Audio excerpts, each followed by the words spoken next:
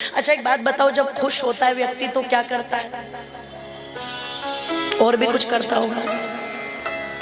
गाड़ी लेके आया, फोन किया अपने मित्र को, भैया गाड़ी लेके आओ। अच्छा पार्टी कब देगा? होता है कि नहीं होता? भैया मैंने नया मकान बनाया, पार्टी कब देगा? मैं दादा बनाऊं, मैं नाना बनाऊं, मैं पिता बनाऊं, पार्टी कब देगा? होता है कि नहीं होता?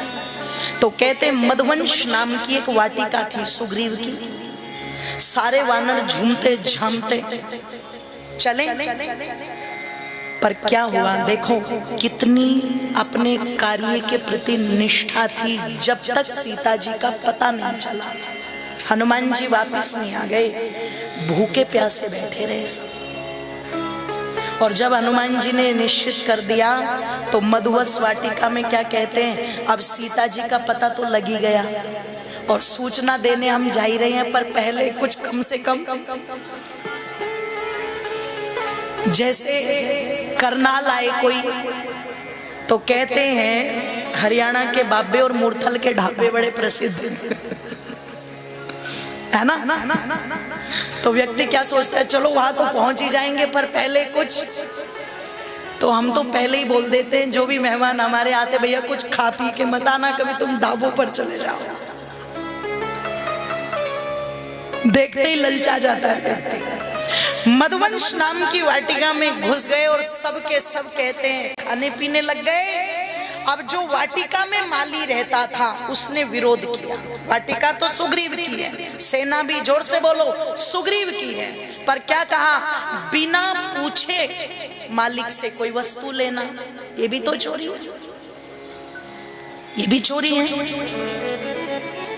तो अभी वहां पर भी वही नियम जो हनुमान जी पर लागू होता है कि भूख बहुत ज्यादा लगी हो तो फिर वो चोरी नहीं कहलाएगी, पर माली तो माली था, अपने कर्तव्य के प्रति पूरा डिग था। कुछ लोग सोचे कि गरीबों में हर कोई चोरी होता है, ऐसा नहीं है, ध्यान रखिएगा। बड़े धन के धनी और ईमानदार लोग भी मिलेंगे वहां। माली गया और जाकर के सूचना दी, महाराज आपकी ही सेना और आपकी वाटिका को ध्वस्त कर रही है, सारे फल खा गए, एक भी नहीं छोड़ा। तो सुग्रीव क्या कहते हैं, अगर वो फल खा रहे हैं, अगर वो प्रसन्न है, इसका मतलब भगवती सीता जी का पता चल चुका है। कितना विश्वास है अपनी सेना पर, है ना। राजा जानता है कि मेरी सेना कब क्या करेगी, इसका मतलब सीता जी का पता। और सुग्रीव जी ने बात सस्पेंस में ही रखी, कब तक, जब तक सारी की सारी सेना पहुंच न गई। और जब जय जयकार करते हुए श्री राम जी की, सुग्रीव जी की, हनुमान जी की पहुंचे हैं सब, और हनुमान जी ने आकर के श्री चरणों में माथा रखा है राम जी के, तो राम जी हनुमान जी की आंखों में देख रहे हैं और हनुमान जी कहते हैं, भगवान मैं माता के दर्शन करके आया और ये चूड़ामणि भेंट रूप में लाया ताकि आपको निश्चय हो जाए। निवेदन कर दूं आप लोगों के सामने, मेरी माताओं बंधुओं, आज के समय में अगर हम देखें तो कह दूं, जिस पत्नी के अंदर पति अपने लिए भावना नहीं देखता, वफादारी नहीं देखता, एक वास्तविक प्रेम नहीं देखता, उसके प्रति उसके मन में कोई भाव, कोई आदर नहीं होता।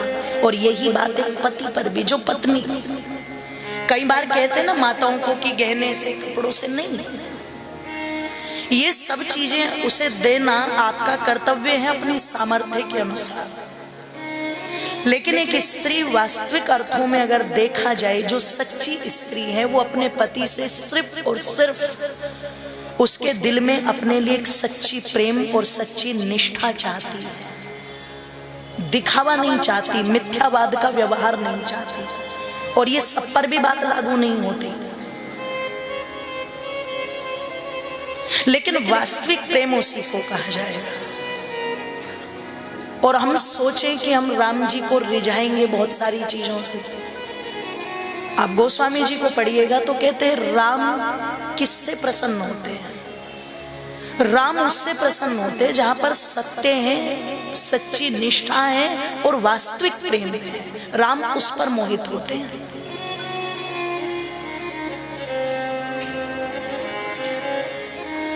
आंखों से अश्रु धारा छलक रही है राम जी के।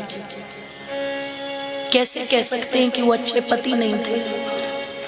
और जो बात हनुमान जी से कही वो ग्रहण करने योग्य है। क्या कहते हैं हनुमान? अपनी आंखों में मुझे देखने दो, जिन आंखों से तुम सीता के दर्शन करके आए हो, एक बार उस छवि को मैं भी तो महसूस कर लूं। कहो तो सही हनुमान, कैसी है सीता?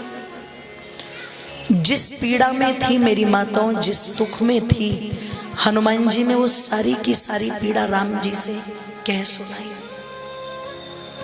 और जब सारी की सारी पीड़ा कह दी, इतने कष्ट देता है भगवान, रावण तरह तरह से प्रताड़ित करता है, पर वो उस वाटिका के अंदर सिकड़ी हुई, राक्षसियों से घिरी हुई, दिन रात ईश्वर का नाम जपती हुई, आपके गुणों का ध्यान करती हुई, आपकी ही प्रतीक्षा में बस जीवित है वहां। नहीं तो अगर उनका शरीर देखो तो बिल्कुल सूख करके कांटा हो गई है। तो देखो यहाँ पर श्री रामचंद्र जी एक बात कहते हैं कि एक बात तो बताओ हनुमान, अगर सीता सूख करके कांटा हो चुकी है तो वो जीवित कैसे अब तक? तो जिनकी बुद्धिमानी की बात मैं बार बार कर रही हूं, कितने बुद्धिमान है हनुमान जी। उनकी बातों में हर जगह नीतियां झलकती है, हर जगह। क्या कहते हैं हनुमान जी कि भगवान सूख करके कांटा हो चुकी है, सत्य है, पर आप जो कह रहे हो ना कि अब तक प्राण गए क्यों नहीं, जीवित कैसे, जाते कैसे? पता नहीं यमराज कितनी बार आया होगा भगवती माता सीता के पास उनके प्राणों को लेने के लिए, लेकिन जो प्राण आपके चरणों में पड़े हुए हैं वो उस शरीर में तो है ही नहीं। उन प्राणों को उस शरीर में न पा करके वो यमराज भी पता नहीं कितनी बार वापस जा चुका है, क्योंकि उनके प्राण तो आपके चरणों में पड़े हुए हैं। ये है पति और ये है पत्नी का रिश्ता, है ना? दिखावट से कुछ नहीं होता, वास्तविकता में जीना सीखो।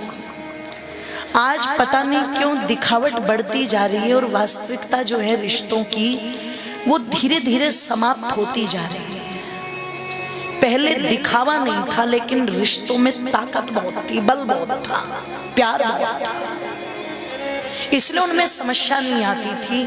आज दिखावट हद से ज्यादा है, पर वास्तविकता नहीं।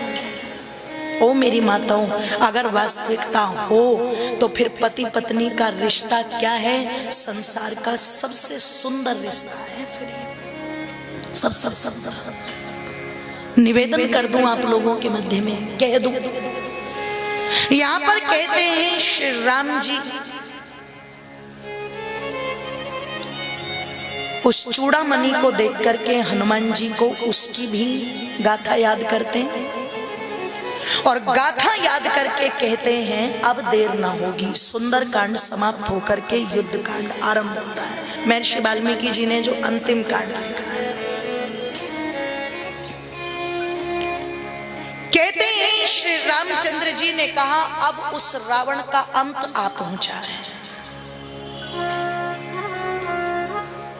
तो हनुमान जी कहते हैं भगवान मैंने समझाया तो बहुत, पर वो पापी तो अपनी मृत्यु का निश्चय स्वयं ही करके बैठा हुआ है, इसलिए अब देर न लगाई जाए और उस पापी का अंत करके शीघ्र अति शीघ्र माता को वापस लाया जाए। ओ मेरी माताओं जरा ध्यान से सुनना। कहते हैं श्री रामचंद्र जी ने हनुमंत जी से कहा, हनुमान जी से कहा, हनुमान लंका के विषय में बताओ। लंका में प्रवेश कैसे किया जा सकता है, लंका की स्थिति क्या है, रावण का सैन्य बल क्या है, उसकी ताकत क्या है। हनुमान जी ने लंका के विषय में बताया, चारों तरफ से गहरी खाइयों से खुदी हुई है लंका, बड़ी भव्य, बड़ी विशाल और बड़ी मजबूत तरीके से बनी हुई है।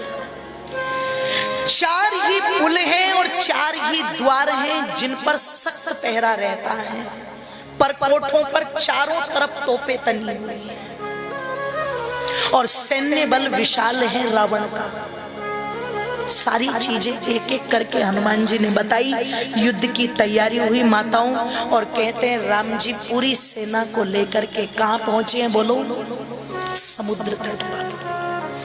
अब समुद्र तट पर एक ही समस्या थी, वीरों के वीर महावीर हनुमान जी तो चले गए हैं, सिद्धियों के जाता बहुत बड़े योगी हैं, तपस्वी, लेकिन पूरी की पूरी सेना को कैसे पहुंचाया जाए। और यहां पर 2 चीजें हैं, एक तो जो गोस्वामी जी महाराज ने लिख दी कि राम जी को क्रोध आया, 3 दिनों तक पड़ाव डाला रहा समुद्र पर, और क्रोध में भर करके समुद्र को चेतावनी दी। वहां की एक चौपाई भी आती है, जिस चौपाई पर भारत में बड़ा विवाद भी है, ढोल गवार शूद्र पशु नारी ये सब ताड़न के अधिकारी। मैंने पहले ही दिन कहा था बहुत मिलावट हुई ग्रंथों में, पर यहां अगर इस चौपाई का भाव लगाया जाए तो क्या है, पाश्विक वृत्तियां जिसके अंदर हो। एक व्यक्ति होता है जो समझाने से मान जाता है, पर एक को आप कितना भी समझा दो, कितना भी समझा दो, वो मानने को तैयार, जोर से बोलो। अच्छा, जो मानने को तैयार ना हो उसका क्या करोगे आप? बच्चा अगर डरता नहीं और कुछ गलत कर रहा है तो क्या करेंगे माँ बाप? कुछ तो ऐसा दंड देंगे ना जो बालक के लिए अधिक भी ना हो, लेकिन एक भय उसके अंदर उत्पन्न हो जाए। अब जैसे ढोल है, यदि उस पर दबाव न डाला जाए तो वो बच जाएगा क्या, बोलो? अगर मैं इस हारमोनियम पर अपनी उंगलियों का दबाव न डालूं तो ये बच जाएगी क्या? और कोई कहे जी आपने तो सुरों की गर्दन दबा दी, तो भैया ये दबेंगे बेचारे, बजेंगे ही नहीं है, तो है ना? तो वैसे ही कहा, जिनके अंदर पाश्विक वृत्तियां हो, चाहे वो स्त्री हो चाहे पुरुष हो, उनके लिए ये बात। तो गोस्वामी जी की व्याख्या जो है वो उस प्रकार की है, पर महर्षि वाल्मीकि यहाँ पर क्या लिखते हैं, पड़ाव डाल करके मंथन किया जा रहा है, चिंतन किया जा रहा है, शिव संकल्प यज्ञ किया जा रहा है। यज्ञाग्रतो दूरमुदैति दैवं तदु सुप्तस्य तथैवैति दूरंगमं ज्योतिषां ज्योतिरेकम् तन्मे मनः शिव संकल्पमस्तु। भगवान श्री रामचंद्र जी वहां पर कहते हैं, उस ईश्वर का ध्यान करते हैं जिस ईश्वर को शिव के नाम से जाना जाता है, और शिव जो कल्याण करने वाला होता है।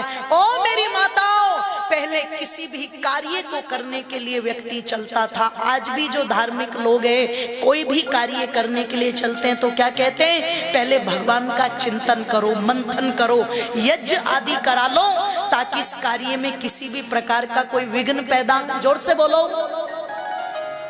कोई विघ्न पैदा ना। तो निवेदन कर दूं, रामेश्वरम का वो तट जो आज संपूर्ण दुनिया में प्रसिद्ध है, भारत के प्रधानमंत्री जहां पर उपस्थित हैं और भक्ति भाव से ओतप्रोत हैं, उसी तट पर बैठ करके कभी श्री राम जी ने भगवान का ध्यान किया था, अपने कार्य की सफलता के लिए संकल्प यज्ञ किया था। ओ मेरी माताओं, निवेदन कर दूं, 3 दिन हो गए, पर 3 दिन तक जब कोई युक्ति न सूझी तो श्री रामचंद्र जी का क्रोध बढ़ा, क्योंकि एक एक क्षण जब से हनुमान जी से भगवती माता सीता की पीड़ा को सुना था, श्री रामचंद्र जी से सहन नहीं हो रहा था। जो लोग कहते हैं ना, प्यार की निशानी देखनी है तो चलो आगरा, चलो आगरा, चलो आगरा, कब्रों में जाके क्या ढूंढोगे तुम, हड्डियां? और कौन कहता वो प्यार की निशानी है? वो तो राजा परमाल सिंह के द्वारा बनाया गया एक भगवान शिव का मंदिर था, जिसको तेजो महल कहा जाता था। एक भी इमारत, ध्यान रखिएगा, जो प्रसिद्ध है, मैं वर्तमान की बात तो करती नहीं, पर जिस समय ये ध्वस्त हुई है, एक भी इमारत किसी मुगल शासक की बनाई हुई नहीं थी। ये सब आपके ही पूर्वजों के द्वारा बनाए गए थे, ध्यान रखना, जिनका स्वरूप बदल बदल करके कलंकित किया गया।